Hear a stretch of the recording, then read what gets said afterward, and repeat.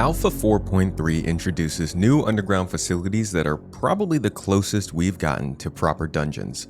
But more importantly, they represent the first real sign of what long-form, narrative, replayable PvE could actually look like in Star Citizen. These are probably the most atmospheric locations we've gotten in the game so far. They are mostly self-contained locations with a private entrance, plenty of PvE combat, loot to find, an unnerving and eerie atmosphere to explore, and a pretty dark storyline to follow that leads straight into September's update, all in a space that isn't repurposed or reused from some other assets. Today we're diving deep underground into the abandoned experiments of Dr. Jorrit to see how these new locations coming in Alpha 4.3 provide narrative, mystery, and an underground compound to make the most unique and replayable game space in Star Citizen so far, and how they still fall a bit short of rising to the full challenge. Thank you for coming to my Tomato Talk.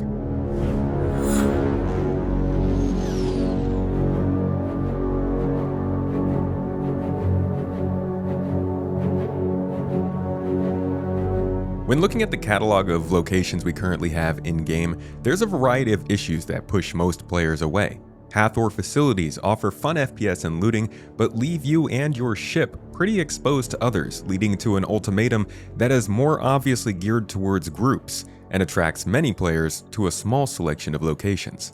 The ASD facilities in Pyro are largely the same. Contested zones are few and far between, and are pretty much focused entirely on the good old pew-pew with no storyline to follow. Distribution centers? We don't have to talk about those. And bunkers, still hanging around from 2018, are so basic and small, the friendly NPCs there end up finishing most of your contract before you even arrive on site. These new underground facilities use many of the design elements and tools we've seen introduced over the years in those other locations. Tractor beams, zero-G locomotion, repair tasks, data transfers, locked loot rooms, hazardous anomalies, audio logs, and tons of loot. But above all else, they are pretty expansive compared to other locations, and very numerous.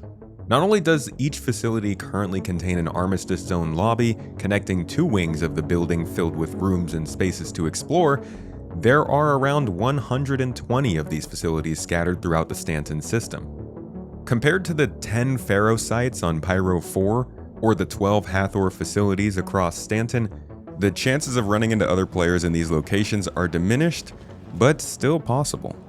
That's also helped by new tech additions that aim to spread out the assignment of contracts more logically, which will also affect other contracts in the game. Speaking of which, traveling to these locations will either take a ton of flying around to find them, or more likely taking a contract that points you to the facility itself.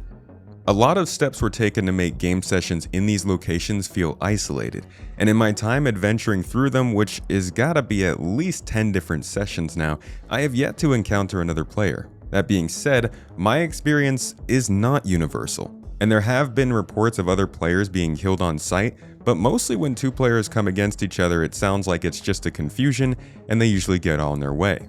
So at least while they're still popular in this PTU phase and the initial live phase, it'll be good to keep your head on a swivel. And just to put the cherry on top of that asocial feature list here, you also get your own private instanced hangar and ASOP terminal to stash your ship, and you can get patched up at the nearby medical facilities before or after the chaos begins. While these locations are currently missing out on instancing tech that seems pretty obvious for a place like this, these seem like no-nonsense locations focused on your gameplay first. The eerie locations are the site of some disturbing experiments surrounding captured animals, physics-based anomalies, and the kind of privacy you need when you want to torture beings without the pesky UEE asking how you're going to solve their regen crisis. Not that they care. There are some hefty Half-Life vibes in these facilities, especially from the on-rails cart taking you through the experimental engineering wing. And that regen crisis we've been working through this year is the motivation for the storylines and contracts that you'll be taking in these locations. However, I'm pretty sure that's just the initial excuse for their existence. I do believe we're going to see underground facilities like this used for all means of gameplay activities and storylines throughout Star Citizen. And I do believe that they will be instanced and more unique in the future. Instancing is just not ready yet, as it's waiting for dynamic server meshing. which is why I believe the cooperation zones were also delayed from these UGFs. Of course, with the weird readings coming from this section, I'm guessing they got something a little more powerful than a generator station. Now, once you enter these facilities on a contract, you'll be loosely guided through caverns, rooms, and lobbies stretching down 9 sublevels filled with botched experiments, gruesome death scenes, and broken down infrastructure. And the deeper you progress, the clearer it becomes something went very, very wrong here. The atmosphere sets you on edge as you creep and loot your way through the abandoned hallways, only to find they're not abandoned. They're populated by trigger-happy NPCs, terrified lab technicians, and escaped irradiated fauna. All the while, you'll be searching for different types of data deposits and audio logs scattered throughout, guided by a mission giver who will call you to tell you what you need to be doing without holding your hand for every single objective. A much-needed improvement to Star Citizen's mission design. Between the atmosphere, the looting potential, the regular combat-focused challenges, the story elements, and the relatively low risk of PvP, I think these might be the best additions to Star Citizen this year so far. And after all my time playing through them myself, I've got some things to say about how fun they really are and where they still fall short.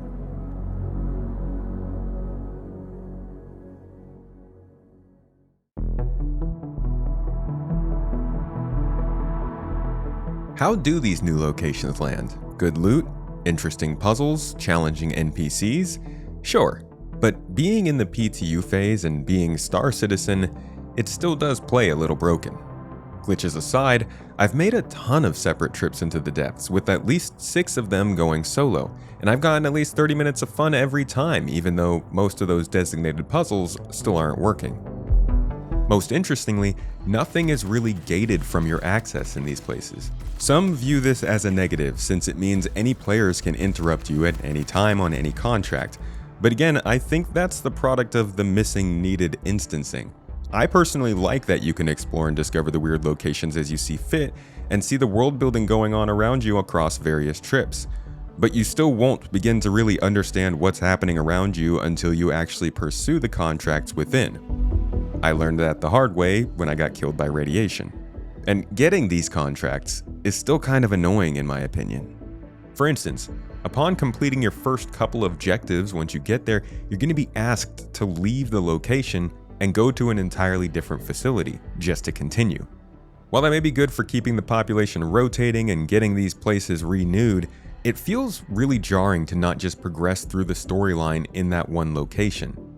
This is likely due to the lack of instancing for now, but that doesn't save it from ruining the pacing of the storyline. Regardless, the existence of a storyline here already sets this far ahead of simple bunkers, outposts, or even contested zones elsewhere in the game. There's something to actually follow here. Additionally, considering the absolute challenge that is reading for me and my fellow gamers, the contracts presented to you at any given time can leave you wondering if you're going in the correct order, what's next, or where exactly you're expected to go to complete the contract you're about to take.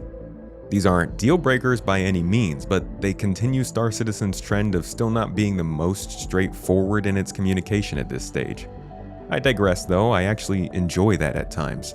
Like when you're down in the facilities, objectives aren't highlighted by a marker that tells you exactly where to go or what to do. There's an element of exploration here, given we're now running investigation contracts which have been absent from the game since 4.0 at the beginning of the year. This is the return of more curiosity-driven objectives with voiceovers and a proper storyline to follow, all linked to a recognizable mission giver. And it's a breath of fresh air compared to just about everything else in the game ever since we lost the Covalix Gundo mission.